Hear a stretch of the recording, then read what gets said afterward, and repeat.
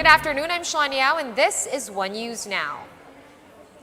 There's a mafia in PhilHealth. This was the expose in today's Senate probe into alleged anomalies within the agency. Despite this, the PhilHealth president denies that he is involved in any corruption in the National Health Insurance Fund. Mean Los Baños joins us from Mandaluyong to give us the lowdown. Mean, what's the latest happening over at the Senate? What was discussed since we last spoke? Sean, PhilHealth officials admitted in today's Senate hearing that the actuarial life of the agency's fund will only be good for another year. This means that the agency will be operating next year or in 2021 without reserve funds.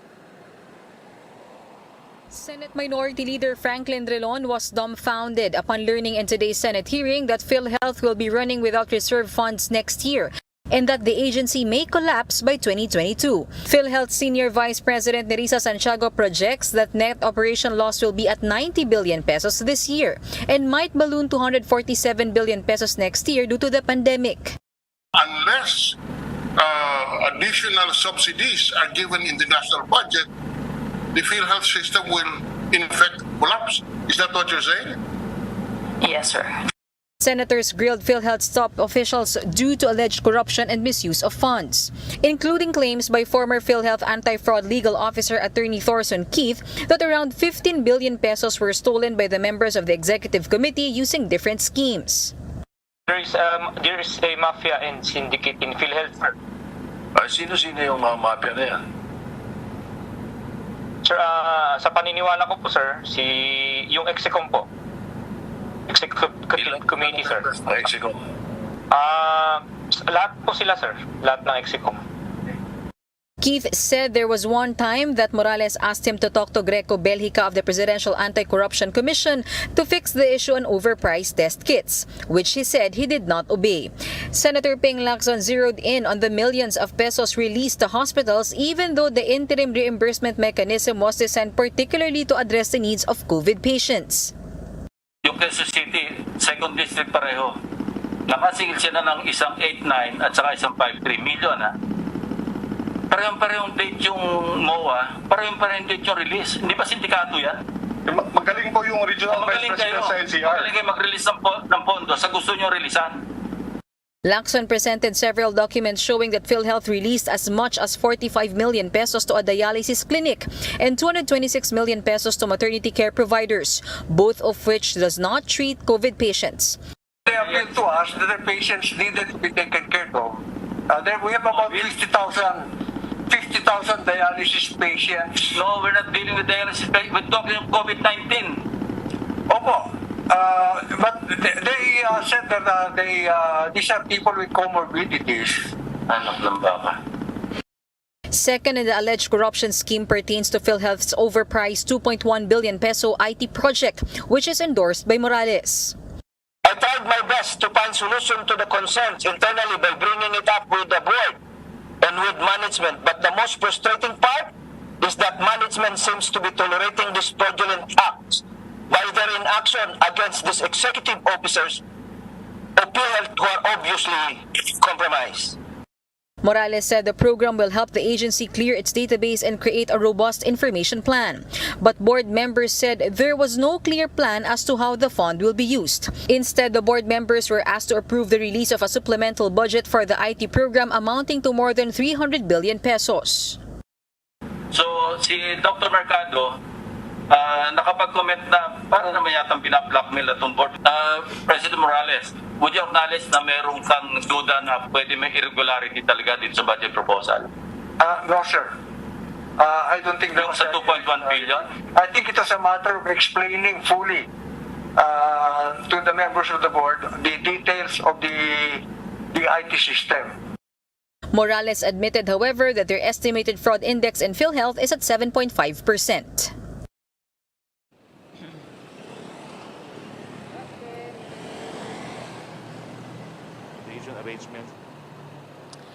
Sean, senators also questioned why Morales failed to implement President Duterte's order calling for the resignation of senior vice presidents and board members of the PhilHealth to pave the way for the cleansing of the agency. Up to today, Morales has not fired anyone and even promoted 3 senior officials without knowing that these officials have actually active cases in the ombudsman. Sean? All right, thank you for that update, Manlis Baños, joining us live from Mandaluyong today. And with this threat of PhilHealth's collapse, Malacanang says that government is ready to inject funds to the ailing agency. Palace spokesman Harry Roque said the state will step in once PhilHealth's reserve funds empty out. Roque, who authored the Universal Healthcare Law when he was still a congressman, said that the survival of the agency does not rely solely on collections. Kung maubos po ang pera ng PhilHealth, gobyerno po ang magbibigay ng pondo. And in an effort to supposedly reduce tensions in the West Philippine Sea, President Duterte has barred the Philippines from participating in joint maritime exercises in the contested waters. Defense Secretary Delfin Lorenzana made this announcement, saying that the country should not be involved in naval drills except in our national waters or within 12 miles from Philippine shores. He added that belligerent actions could increase tensions in the disputed area. I hope that all the parties in this exercise will work on their actions there to exercise prudence and carefulness so that there will be no miscalculations that could further increase the tension. In his recent State of the Nation address, President Duterte admitted that he was inutile and powerless when it comes to China's pursuit of the contested territory. But for Secretary Lorenzana, the president is far from being a defeatist. He's just being pragmatic and realistic. You know, there are so many countries who are getting involved here in South China Sea, but they have different interests than the Philippines. We're going to pause for a quick break, but One News will be right back. Stay tuned.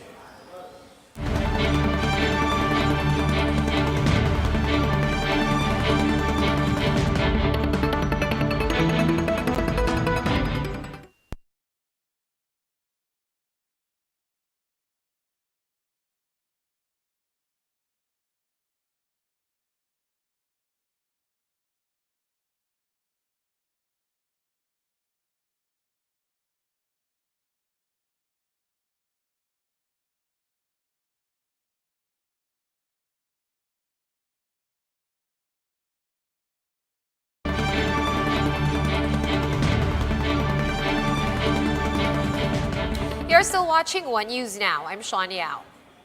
COVID-19 infections in the country hit a new record, 6,000 cases in a single day.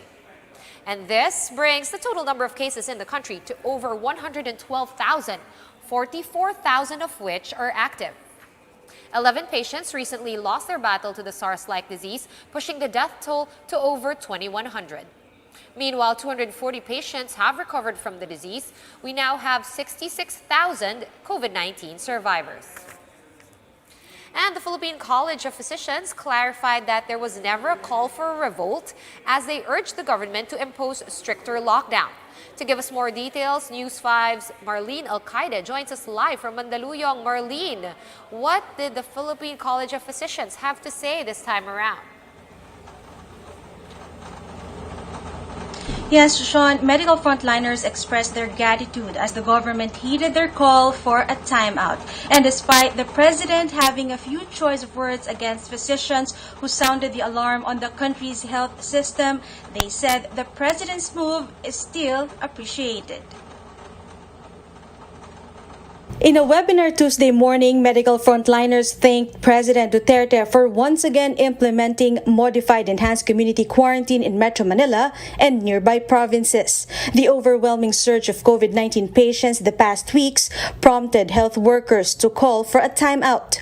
However, the frontliners clarified they are not calling for a revolt. Sad when I heard about it, and definitely we would want to emphasize that we want to help. We are not inclined to hurt anybody. Representatives of the healthcare workers met with the Health Department and the IATF on Monday. They tackled areas that need to be enhanced in the country's COVID-19 response, including contact tracing.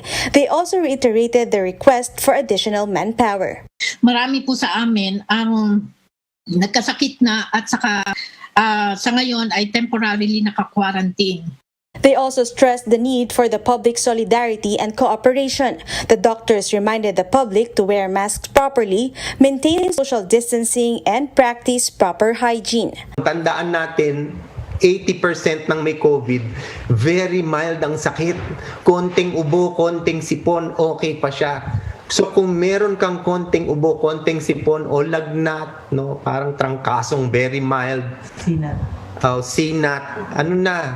Suspect ka na, magpa-test ka na, at lahat ng contact mo kailangan sundan na.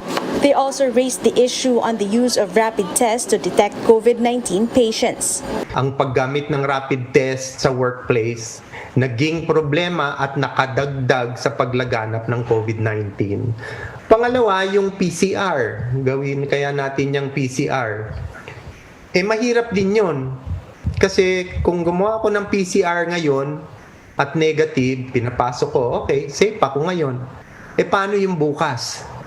The frontliners admit 2 weeks is not enough to solve problems in the health system, but they can maximize this time to fill the gaps as well as improve and identify other agencies that can contribute more.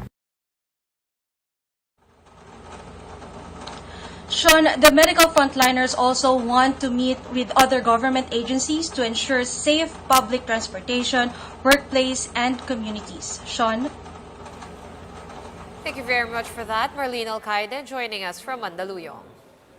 And the first day of MECQ in Metro Manila proved to be a struggle for workers as public transportation is again suspended.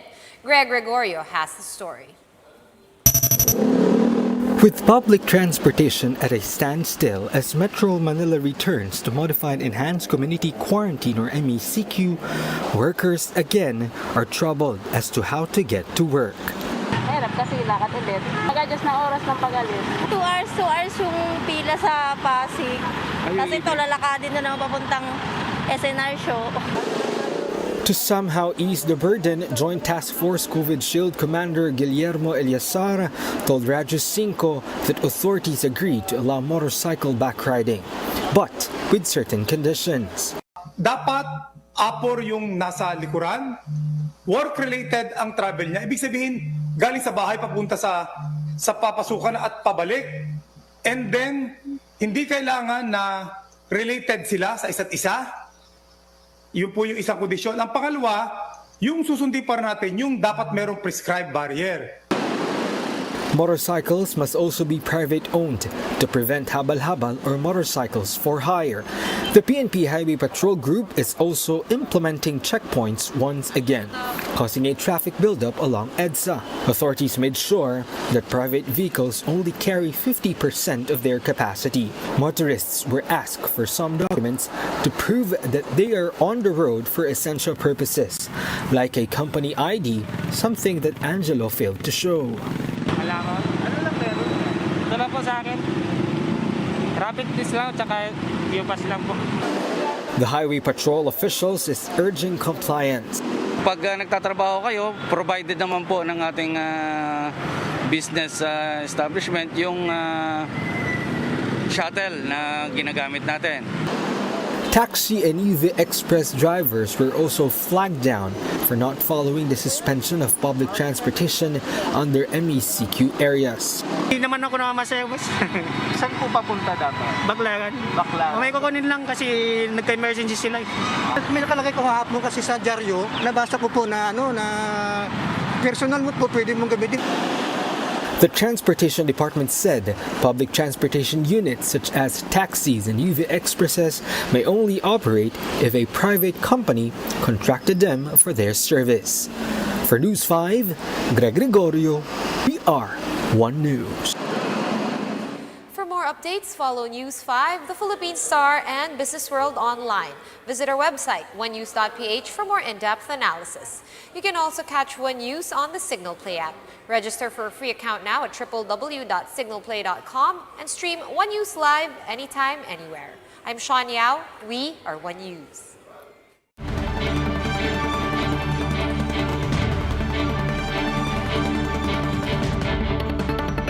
Huwag din po kayo magtaka kung lalong tumaas ang numero ng mga positives kasi ibig sabihin lang yan, gumagana yung ating strategiya na mas maraming testing para mas marami tayong ma-isolate na hindi na dapat kumalat ang sakit at mas malaki yung tracing na gagawin natin. At dahil ang tracing na sa model ni Mayor